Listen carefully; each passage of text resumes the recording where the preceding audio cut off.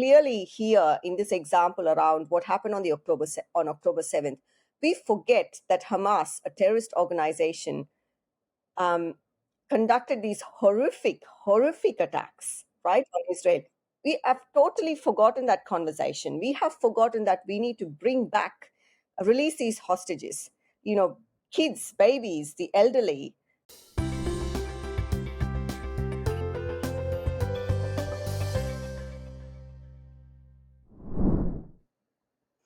Hello, everyone, and welcome to our new podcast, our Daily Declaration podcast.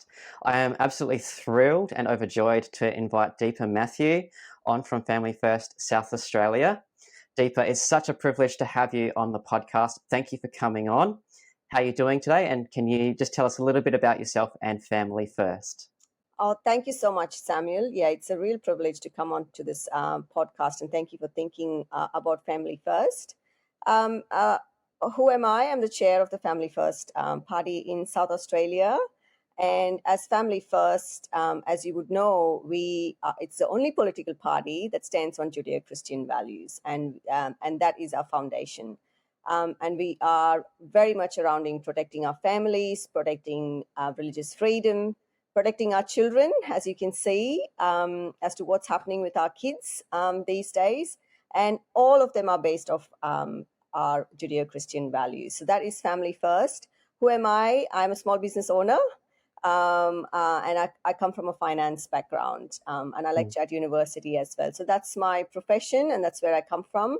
But I have been involved in Family First since it's what I call is Family First 2.0, since its second inception in 2021 in South Australia.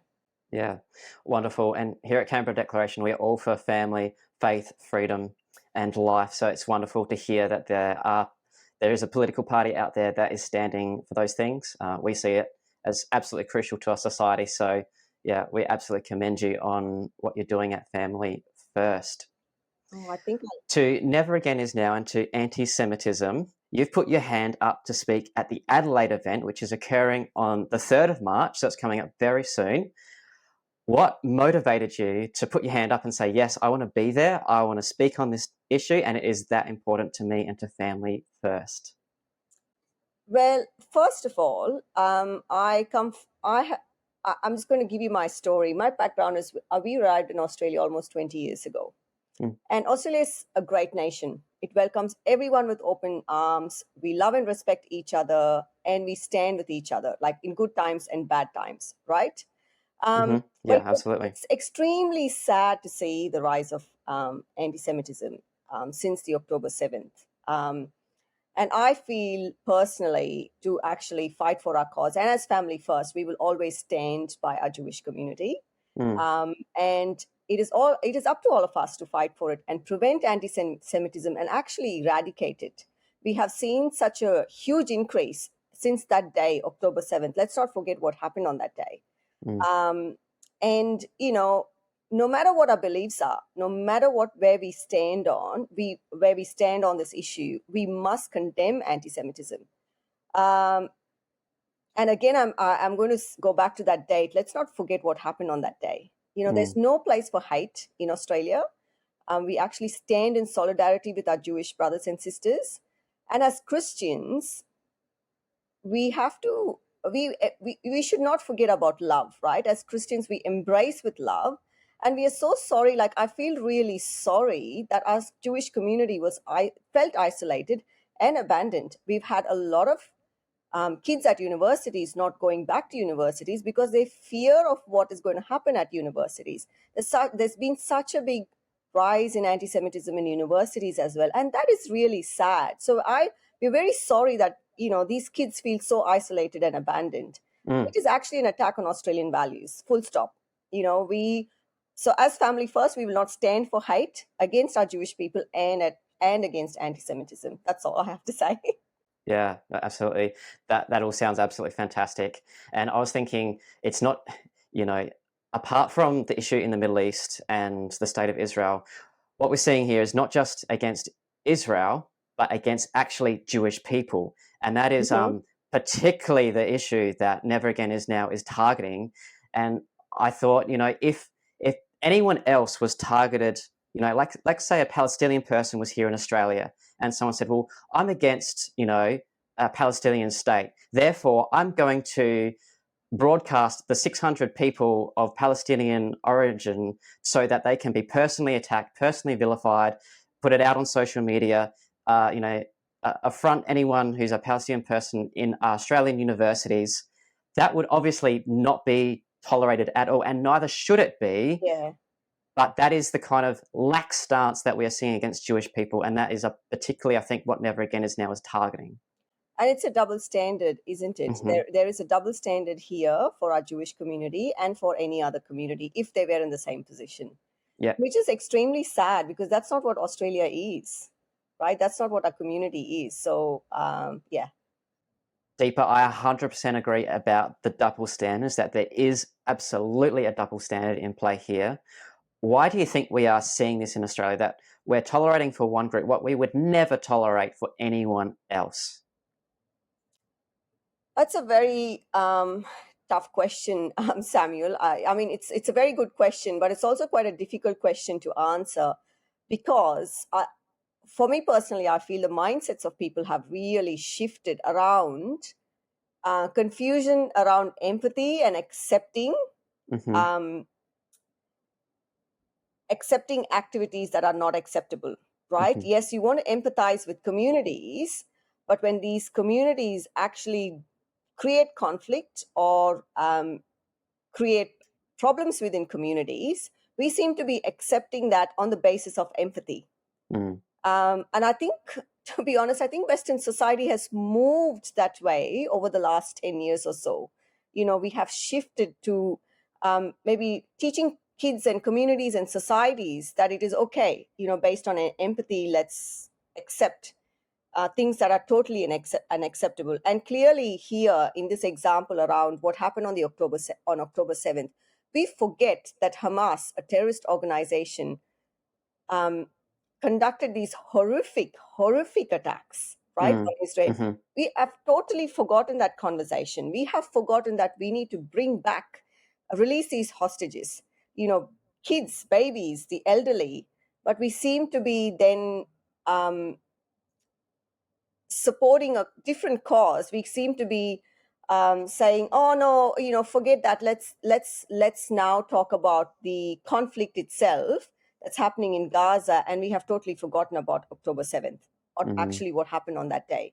So Mm-hmm. this whole, and I don't think exposure to the social media, the amount of information we receive, and the amount of fake news and all of that we receive, that really helps people, or helps anyone around this narrative that what happened on October 7th was terrorism. We actually have started compromising that for something else. Oh well, they did it because they felt they needed to do it. No one feels a need to conduct terrorist activities. What you did was a terrorist activity. Yeah. So I think that's where the mindset has really switched in our societies. Mm-hmm. And that is a huge risk, right? And what if something like that happened in Australia? That's a huge risk for our communities to have that shift in that mindset. Yeah, absolutely. That there are issues and calls for violence, as we saw in October 7, and we absolutely want to make sure that we do not see that occur in Australia. And my fear, and I think it's very legitimate, and you're echoing this point as well, if we don't take a strong stand now, we may very well kind of see these problems come to Australia. So on that, I was at the event in Sydney, Never Again Is Now, and John Anderson was there, and he talked about that Australia in 2024 is at a civilization moment, just as we were in the 1930s, and that there were warning signs back then, and there are warning signs now. And he was basically saying anti-Semitism is the canary in the coal mine. It's that first glaring warning that everyone should stand up and take notice of, and again, we're seeing it here. And then he made this point that in the 1930s, people didn't really want to deal with the issue. And he said the whole mess was made infinitely worse because people refused to take a strong stand early on. Would you be able to make a few comments on John Anderson's speech and quote what I just read, and Yeah, and give us a bit of a guide at how crucial this time is in 2024 in Australia and what we can do from here. I agree. I think John Anderson is spot on. We have seen in history, throughout history, during the 1930s, we had a lot of people actually ignore the signs at the start. And unfortunately, even a lot of the Western societies, like Western nations, ignored those signs of anti-Semitism and look at what happened in the end. Right? We today, I think, are very similar in that. I think we are in that position now where we are ignoring those early signs against those anti-Semitism, the rise against anti-Semitism, and we need to take a stand. As Christians, we have to take a stand, because if we don't, as a society today, it's going to be anti-Semitism, particularly against the Jewish people. Tomorrow it could be another society. Tomorrow it could be against the Christians, or tomorrow it could be against another minority group. And then when is this going to stop? Right? This can lead to further chaos within nations. Jewish community, another community, and that causes real conflict with the nations, right? So where do you then stop? So I think, John Addison is right. This can be a ticking time bomb. Especially for our societies, especially in our communities and our societies. To stop further conflict, we really need to stand here, stand up, and not ignore these signs. And I think it starts with this anti-Semitism. Absolutely. And I can't help think that we've shifted in our Western nations from, instead of human rights at the individual level, we're kind of now so much into group identity and identity politics that it's the fragmentation of society. So unless we get back to, hey, it's individuals, the dignity and value and respect for every individual, unless we get back there, we're just going to see society slowly fragment and deteriorate even more. So I couldn't agree more with your words. And so pleasing to see someone like yourself standing up on this issue. Thank you, Samuel. Yeah. So we look forward, Deepa, to hearing what you say and have to say on March the 3rd at Never Again Is Now. And we really thank you for coming on this podcast, and we wish you all the very best in your work with Family First in South Australia. Thank you so much for coming on today. Thank you so much, Samuel. It's been a pleasure and an honor. And like I said in the start, as Family First, we will always stand with our Jewish community, with our Jewish brothers and sisters, and always stand with them. Fantastic. Thank you again, and all the best. Thank you, Samuel.